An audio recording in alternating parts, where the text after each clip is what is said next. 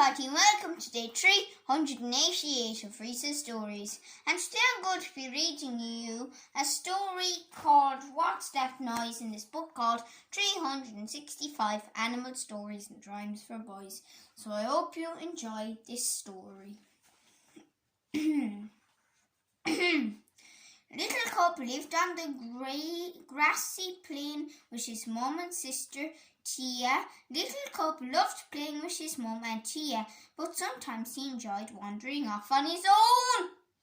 One day, Little Cub decided to explore a new part of the plain.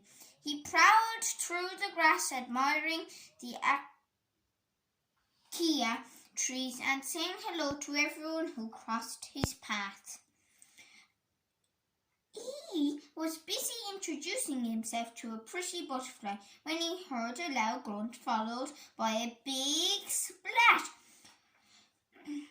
Something was making lots of noise nearby. Little Cub jumped with fright.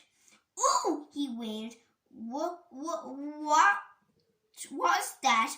He was so scared that he buried his head beneath his paws and tried to hide.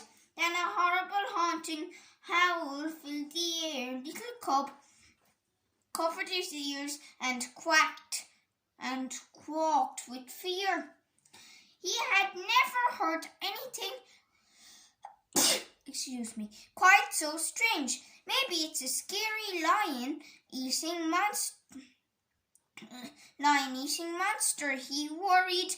Just then Giraffe came ambling through the grass and he was heading straight for the terrible noise. Little Cub tried to wave to him, but it was no use. Giraffe just kept on going.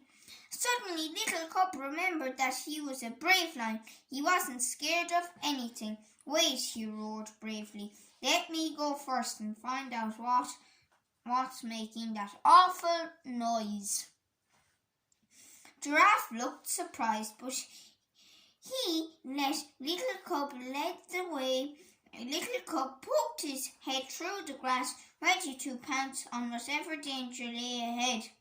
But he didn't pounce. He didn't even roar. Instead, he began to laugh. It wasn't a scary lion-eating monster after all. Can you guess? It was Harold the Hippo singing in the bath. The end. I hope you enjoyed that wonderful story called What's That Noise in this book called 365 Animal Stories and Rhymes for Boys. So I better go now, everybody, and I guess I will see you all tomorrow for day 389 of Rhys' Stories. So bye, everybody. Good luck.